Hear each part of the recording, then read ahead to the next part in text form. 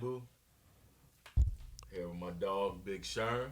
You know what I'm saying? We back, paid our bills, and we good. We up and running, people. All right, guys. This episode is called Episode 88. And, well, it's not called Episode 88. It is Episode 88, and it's called the Mamba Effect, right? So as you all know, sad day last week. For exactly a week at this time, January 26th, Kobe Bryant, Gigi Bryant, and 7 other passengers crashed in a helicopter crash. Kobe been taking about the helicopters for about 20 years, right? Because LA traffic is kind of crazy. But untimely death had happened, right? It's if you know anything, I'm a huge Kobe guy. Kobe's like one of my main dudes, right? So I took the news pretty hard when it happened. I just want to send out my condolences to the Bryant family and to all the other families that's involved in that helicopter crash. I know some of them was GG teammates, and they were actually headed out to AAU tournament at Mamba Academy. And I loved all the things, that was going on with the players showing tribute. I know the Lakers had that game against the Clippers, which they then kind of canceled, right? Mm-hmm. And they had that tribute to Kobe. I kind of liked it how they introduced all the players as Kobe Bryant, 6'6", Lower Merion High School, Kobe Bryant. It was pretty good, right? And I'm sad. I'm not gonna lie. I cried for like 4 days, right? Like off and on, right? Like, so I've just gotten over it, right? Like, and then like one of my close friends who works in the film industry with me, I would wake up early and he told me he was crying. He couldn't believe it. Still feels like he would tell me he was crying, and I was like, I get it, I get it. The energy feels a lot different, right? Yes, like definitely. The energy in the world just feels a lot different since he passed away. I know for me it was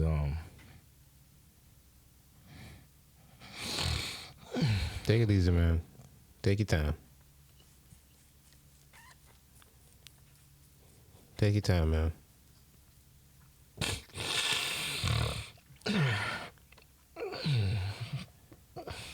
You all right? Yeah.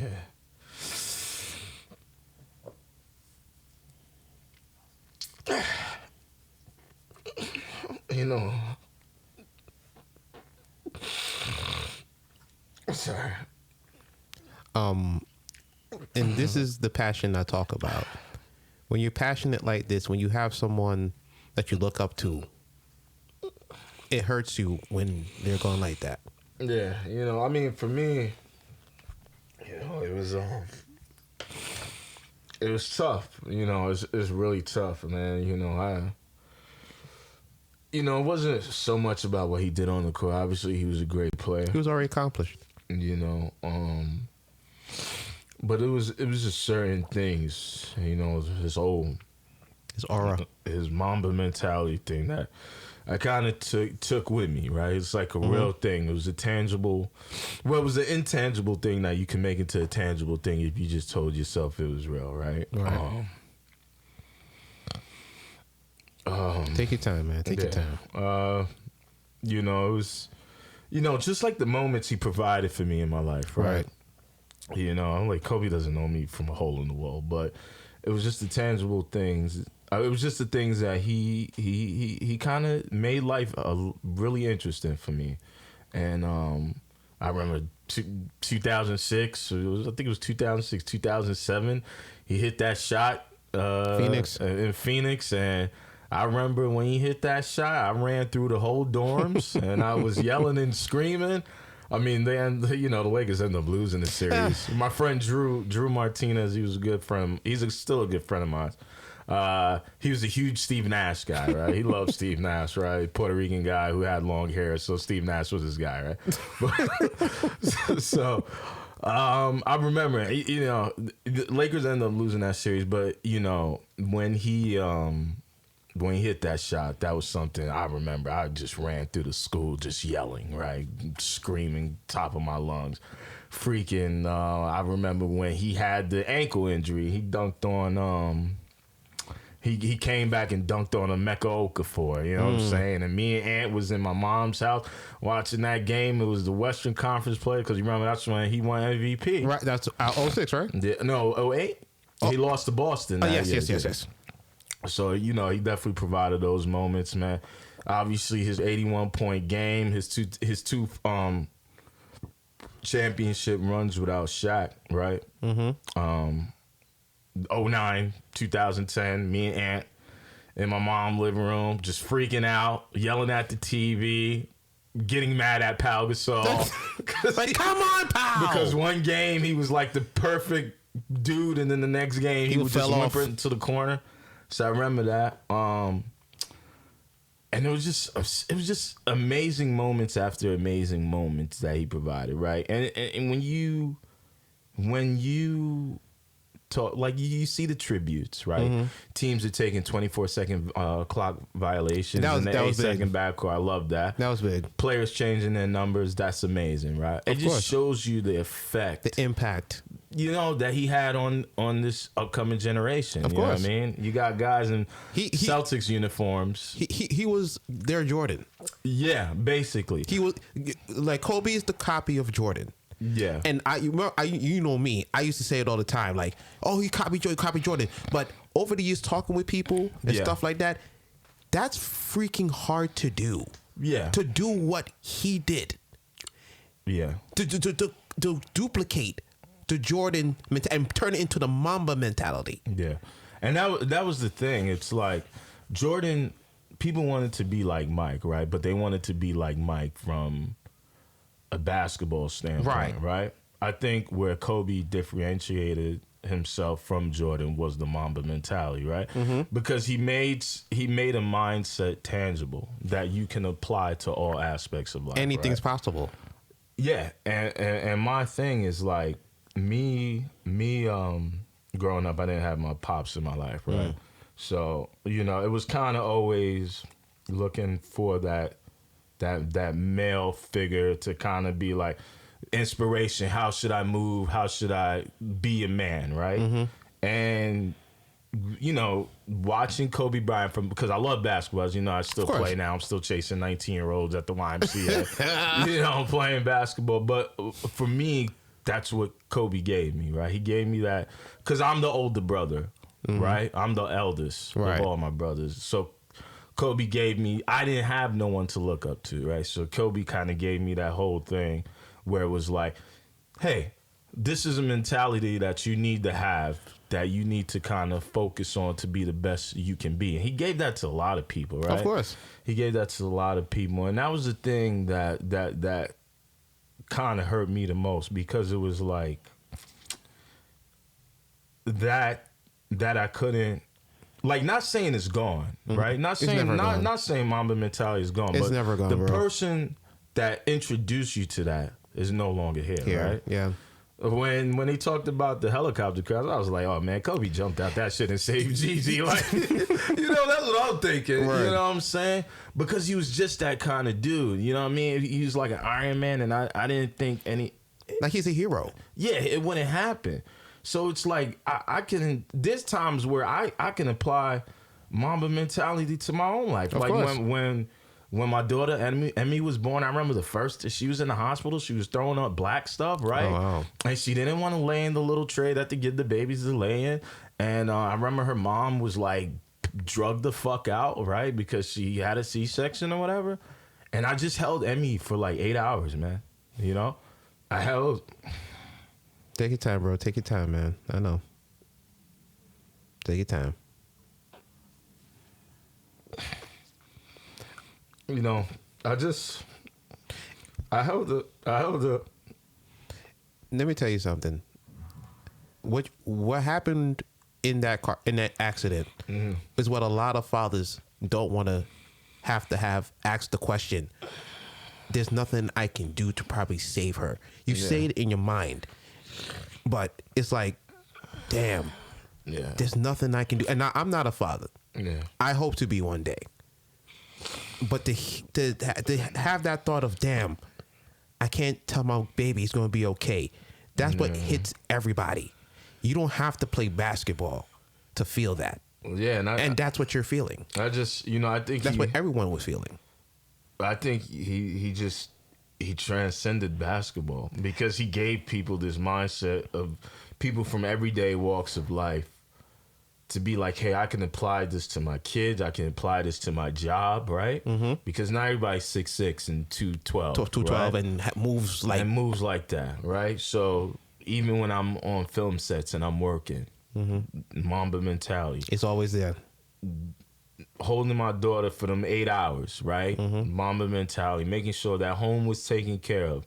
Mamba Mentality. Those are things that he provided that I didn't learn from my dad because he wasn't there, right? So I'm going through life kind of navigating blindly because I think, your dad should be around, right? Right. That's the thing.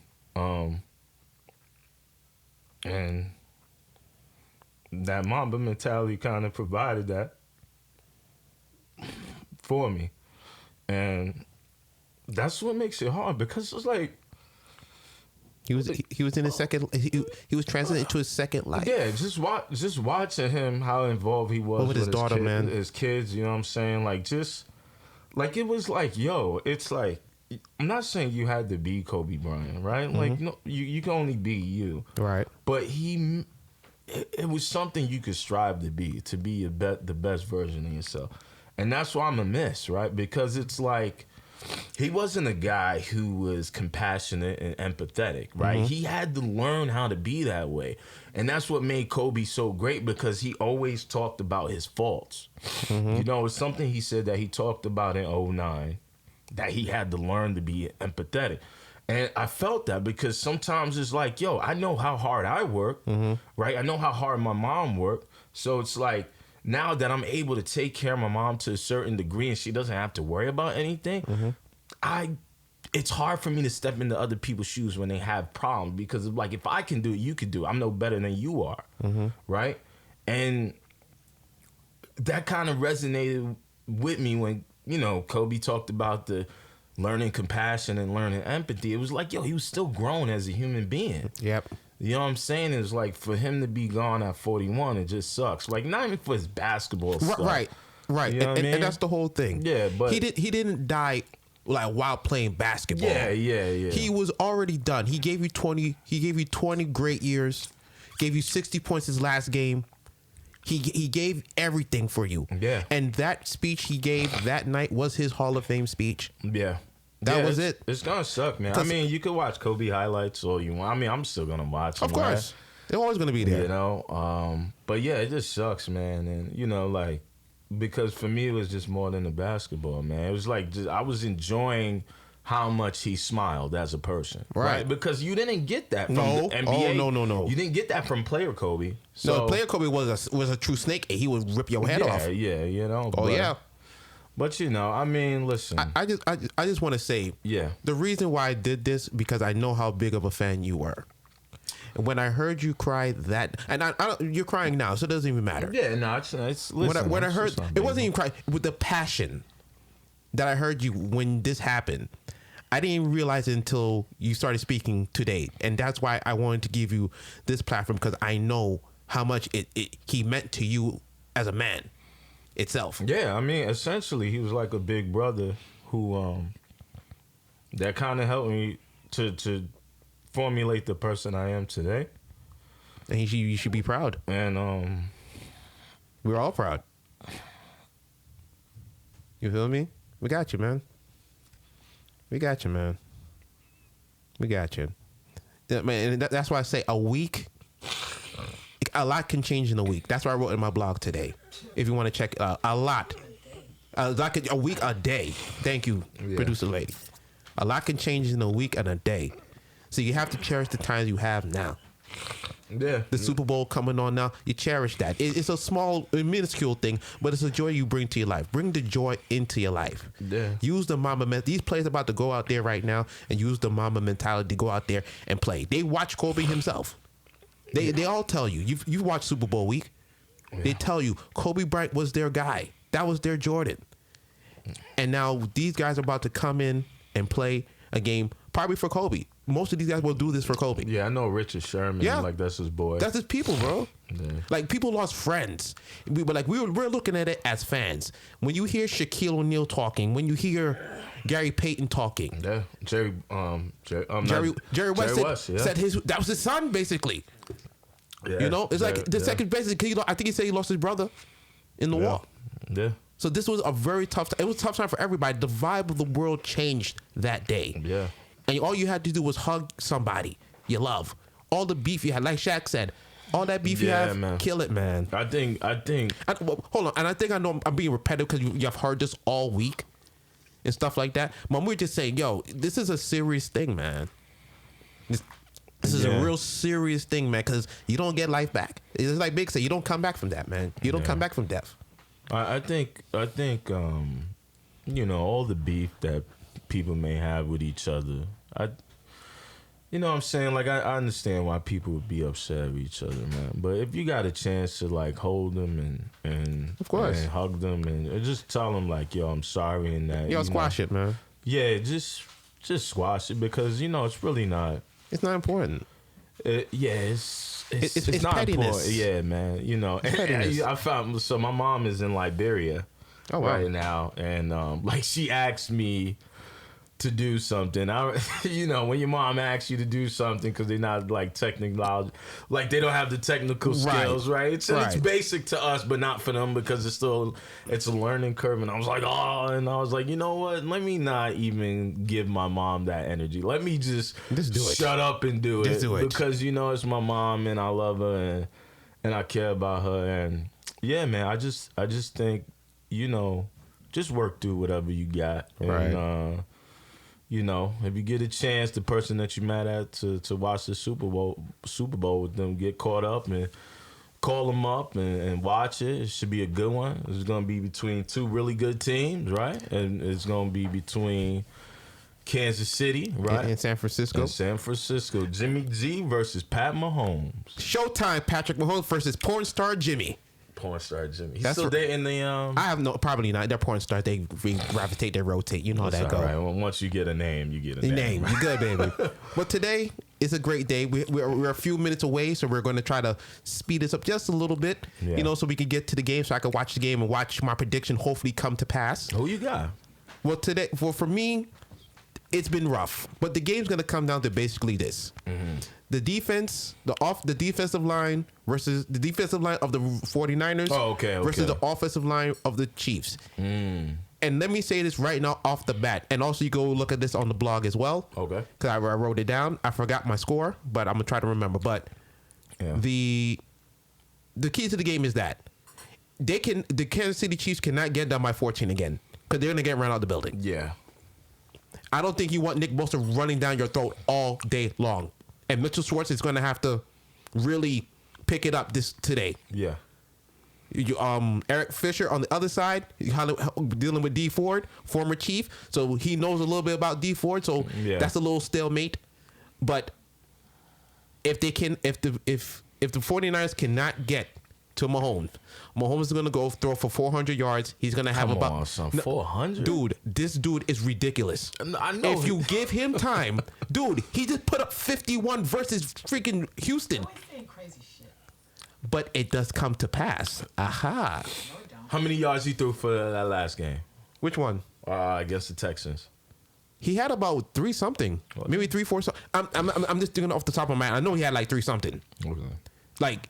And this is being down 400 yards. Like this is after being down 24-0. And like I said before, Bill O'Brien, who thought he was Bill Belichick, actually went out there and was trying to why are you faking a punt when you have the energy? Why?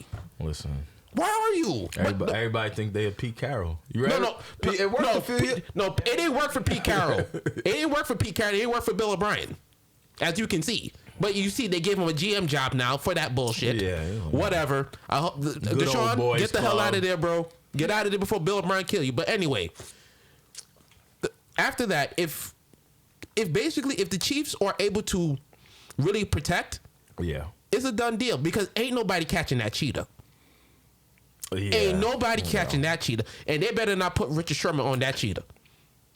I know they say he's a cover 3 corner. Yeah, I was gonna say he not following you. He's not traveling, but you don't want to travel with that. Yeah, you ain't traveling with no cheetah or Mecole Hardman either. Yeah, I think what they should do to help themselves out is basically put Richard Sherman on Travis Kelce in the slot when he gets in that slot. Not when he's blocking, but if he gets in the slot, I think they should put Sherman on Kelce so they can match the physicalness. Kelsey's not fast like that. He's agile. He's very agile, very shifty. Yeah. But Sherman's a great cover corner. So if you can get Sherman on Kelce a little bit in the slot, that would help. But also the key X factor in this game is the honey badger, Tyrann Mathieu. Oh yes. I think he's gonna. This is his stage. Like I told people back in like when the Ravens played the 49ers, this is Ed Reed's stage. He's going to do something. And sure enough, he got a pick. So are you saying the 49ers going to win? No, I'm telling you the Chiefs are going to win. Mm-hmm. The Chiefs are going to win because... Chiefs. Thank you, producer lady. I agree with you for once again. Thank you. Just don't give me no tonic, okay? No tonic. Don't steal the tonic. I didn't steal the tonic. You stole it. I did not steal it. I didn't know it was tonic. Stupid. I did not know it was tonic. It says on the bottle, but I didn't look at it. That's my goddamn fault. Okay. I'm sorry. See not. Jeez. But this game, to me, 35, 28, Kansas City, Mahomes. You think that close? It's going to be close, bro. And I'll say this. He's going to get hit. Mahomes is going to get hit. He's going to feel... This is the last maturation of a Super Bowl quarterback. Are you able to take the hits for what these guys coming at you like? Because he's going to get hit. Yeah. I don't have the ancestors a little bit. Huh? Black History Month. Huh? That's true. Black History Month. That's true. Oh, yes, of course. I didn't even have to say that. I don't think the 49ers have enough good karma built in. Karma? To swing in their direction. That's what they deserve. And I'm hoping for Andy Reid to win something, baby. Yeah, he needs to. 5 NFC championship games. McNabb fucking up, not throwing the T.O. berth. Yeah. And T.O. came back. You remember T.O. had screws in his ankle. 11 catches, 150. They should have kept throwing this guy the freaking ball, but he wanted to throw the freaking FedEx. You know how McNabb is, man. Who cares about Freddie Mitchell? Who's Freddie Mitchell? Yeah, it's crazy, man. What you got, Joe? Who you got? Listen, I'm going. The Chiefs are really good, man, and I just think it's one of them things where Mahomes is a little bit too young. Like, so this is the thing: if Mahomes wins, he'll be in company with Ben Roethlisberger and Tom Brady for winning the Super Bowl before the age of 25. Right? Wow, that's crazy. Yeah, but I don't think it's gonna happen today. The Madden curse doesn't get broken? No. I just, you know what it is? The defense, isn't it? I just love the 49ers defense, man. And I feel like Mahomes been good for too long. And when you can't question greatness. Listen, when you usually good for too long, you usually have a dud at the wrong time, right? Mm-hmm. And I just think that may be the case. The last game of the season? Yeah. So you don't think Showtime Mahomes, he's not thrown a pick yet in this postseason? That's the problem. Not yet. Should have got them picks out the way. No, because they would have lost. Then they would have got here. They wouldn't have got here. They would have lost. That's not true. No, yes, they would have lost. That's not true. Ask Eli Manning. He won 2 Super Bowls getting the picks out the way. Shout out to Eli Manning. Getting the picks out the way. Shout out to Eli Manning first and foremost. Retired. Yeah, he did, man. as I always say, he did America a solid twice. Word. God bless him. Tom Brady would have had 8. Oh my God. Tom Brady would have had 8 rings, man. And Pete Carroll messed it up too. If it wasn't got me cursing out here. For Rain Man, sir. That's what that's the name I gave him. I know you did. You don't think Brady's going to switch teams? He better not before he get killed. They talking about the Chargers because They said the Raiders and the Chargers. Don't listen. The Chargers don't pay anyway. They said the Chargers. They ain't paying Phillip Rivers, and he's their all-time leading quarterback. Yeah, come on. Brady better take his ass home, walk out that silhouette like he did on Twitter, and get the hell out of here. So they said either the Chargers or the Tennessee Titans. The Raiders are in it because the Raiders is in that shit. What? Yes. Derek Carr must be pissed. Who cares about Derek Carr. Derek Carr was hot like 3 seasons ago. Come on. That's the problem. Exactly. He ain't hot 3 now. seasons ago. Yeah. 3 seasons ago ain't nothing. Who you got in the You Super don't Bowl think before he we may go? play for Mike Vrabel? Who? Tom Brady? Why don't he play for his boy? I mean, it could play for happen. his boy. He could. Tennessee was close this year. But they don't have the weapons like that, bro. They got the stunning. The running back is good. Yeah. But you need to receive. Yeah, I feel you. Brown is good. Yeah. But Corey Davis, I don't know. He's been slacking ever since he's been drafted. I don't know. He shows flashes. He played like a third rounder instead of a first rounder. I'm just keeping it real. All right, Let's so be real sports, right? I got the 49ers winning, right? And I won't say it's like a crazy defensive matchup because that's not today's NFL. Okay. I'm gonna go with 30-21. God damn! Whoa! Yeah. Yo, Jimmy G, he been this dude only threw 8 passes. Yeah, and that's what I was gonna say, right? So he got his bad game out the way. That wasn't a bad game. It wasn't. Look, the running game was crazy for the 49ers Exactly. that day. Exactly. Right? But what I'm saying is, you only get 8 passes, right? So you see, he's fresh. I'm saying he good to go. Now it's time to just roll off the throws. You got 8, you won. You got to the Super Bowl with 8 throws. Jimmy, I know you're better than 8 throws, right? If they have to start passing that ball with Jimmy G, Tyrann Mathieu is going to get a pick. I guarantee it. I'm not saying he has to outduel Jimmy G. He don't have to either. I mean, I'm not saying he has to outduel Pat Mahomes. Nick Foles, if you look at his stats, he didn't outduel Tom Brady. But his team won. So I'm saying Jimmy G ain't got to outduel Pat Mahomes, right? Mm-hmm. Pat Mahomes got the better stats. Bro, but just get in the end zone, right? Of course. That's it. Of course. That's it. But it's got to be better than 8 throws. Yeah, son. It's got to be. He got to be like 12 for 20 at least, 227 yards. Like, let me see that. Hey, listen, Diane Carter gonna have like 400 yards today. Yeah. So that's what I'm saying. If y'all watch Roseanne, y'all know who I'm talking about. Watch the blog. I'm giving you Easter eggs, people. Watch the Easter eggs, please. Watch the Easter eggs. Easter eggs. Watch the blog for the Easter eggs. Yes, thank you. Thank you. You see, teachable moments. It's about teachable I was like, moments. how can you watch the Easter eggs? What's the medium in which we're supposed to get these Easter eggs from? But that's why you're here. That's why you're all here to help me. It's teachable moments. It's all right, man. But so you say 31-20? 30-21. 30-21. Yeah. So we got to get out of here because the game's about to start. So I need to buy some cigars. You need to wake up too, my Sorry, man. I'm tired. I know. I was helping my daughter with her homework, and she wanted to do other stuff all day today. Hey, that's a beautiful thing, man. She likes making exactly. Listen. Thank you, madam. You know what I'm saying? So let's wrap this up so All right, the people can watch. All right, y'all. So I want to thank you guys for tuning in to another episode of Let's Be Real. If you want to hit us up at lbrstalk@gmail.com with questions and comments and some topics for the show if you feel like it. You can also hit us up on YouTube and type in Let's Be Real Sportscast.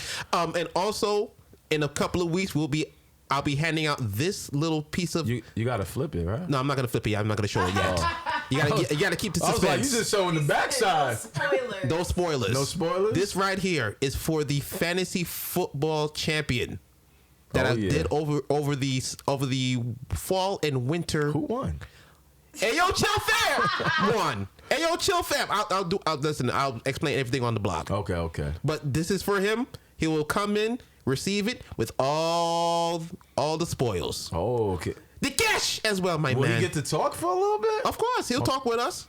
But I'm letting him know it's here.